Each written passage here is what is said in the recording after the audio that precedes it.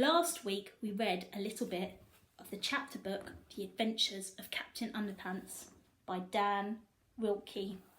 And this week we're going to carry on the story. Can you remember what had happened so far? I remember we were introduced to two characters, Harold and George, and they liked doing something. Can anyone remember what they liked doing?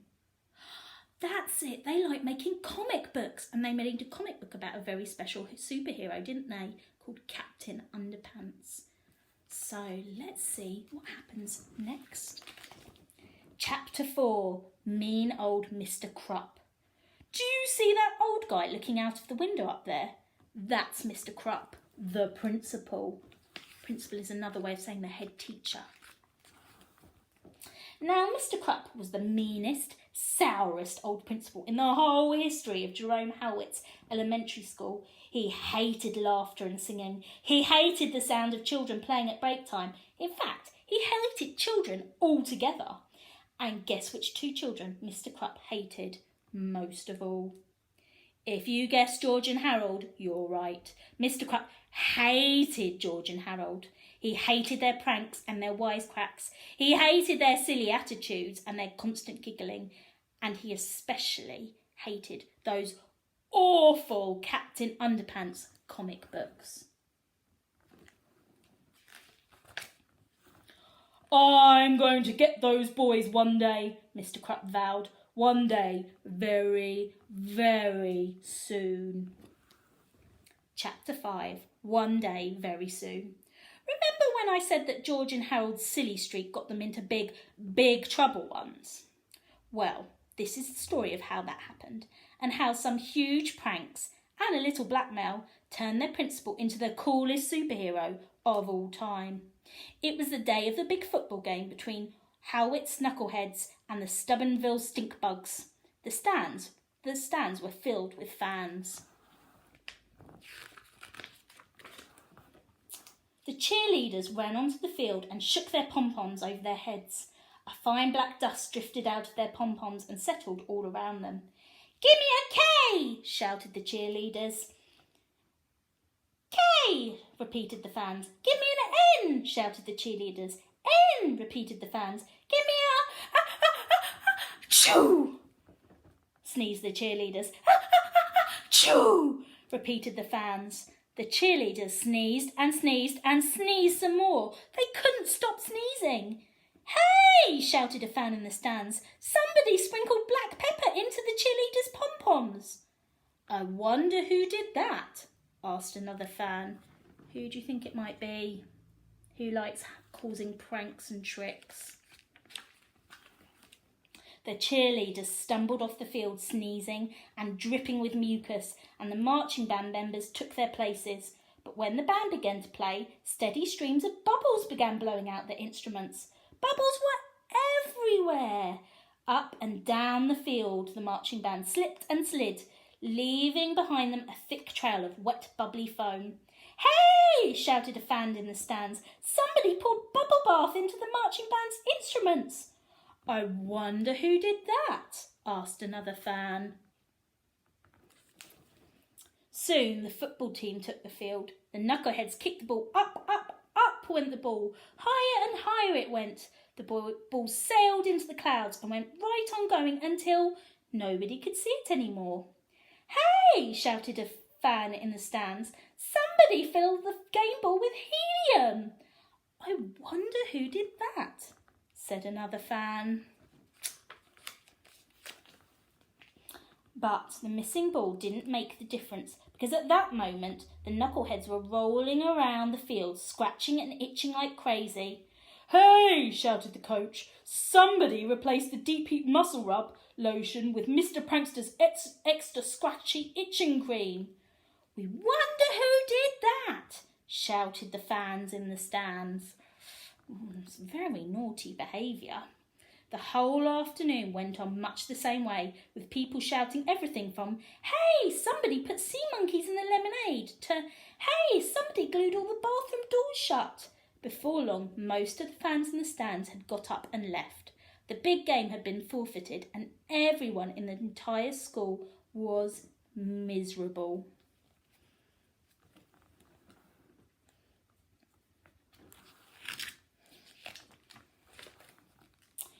Everyone, that is, except for two giggling boys crouching in the shadows beneath the stands. "Those were our best pranks yet," giggled Harold. "Yep," chuckled George. "They'll be hard to top, that's for sure." "I just hope we don't get busted for this," said Harold. "Don't worry," said George. "We covered our tracks really well. There's no way we'll get busted." Chapter 6. Busted. The next day at school, an announcement came over the loudspeakers. "George Beard and Harold Hutchins, please report to Principal Crup's office at once." "Uh-oh," said Harold. "I don't like the sound of that." "Don't worry," said George. "They can't prove anything." George and Harold entered Principal Crup's office and sat down on the chairs in front of his desk. The two boys had been in this office together countless times, but this time was different. Mr. Crup was smiling. As long as George and Harold had known Mr. Crup, they had never ever seen him smile. Mr. Crup knew something. "I didn't see you boys at the big game yesterday," said Mr. Crup. No," said George. "We weren't feeling well." Yeah," Harold stammered nervously. We went home." "Oh, that's too bad," said Principal Crup. "You boys missed a good game." George and Harold quickly glanced at each other, gulped, and tried hard not to look guilty. "Lucky for you, I have a videotape of the whole thing," Mr. Crup said. He turned on the television in the corner and pressed the play button on the VCR. What do you think might be on the video?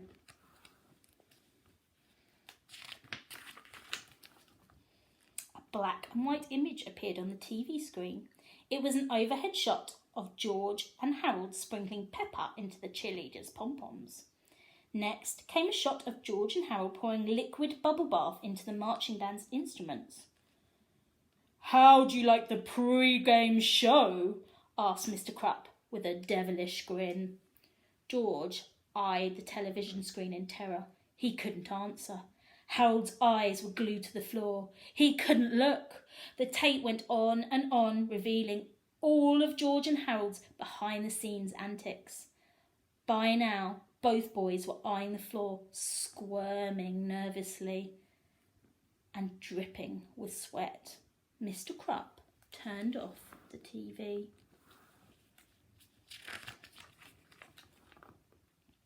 "You know," he said, "ever since you boys came to the school, it's been one prank after another. First, you put dissected frogs in the Jell-O salad at the parent-teacher banquet. Then you made it snow in the cafeteria. Then you rigged up the intercom so they played Weird Al Yankovic songs full blast for 6 hours straight. For 4 long years, you two have been running amok in this school, and I've never been able to prove anything until now." Mr. Crup held the videotape in his hand. "I took the liberty of installing tiny video surveillance cameras all around the school. I knew I'd catch you two in the act one day. I just didn't know it would be so easy." I'm going to stop there. Uh-oh. Sounds like George and Harold are in big trouble. How do you think they're going to get out of that one? And what might Mr. Crup do? What do you think Mr. Crup would do to tell them off? Do you think they're going to have a punishment? Maybe they're going to have to miss their playtime. Maybe something worse. Have a think about it over the next week.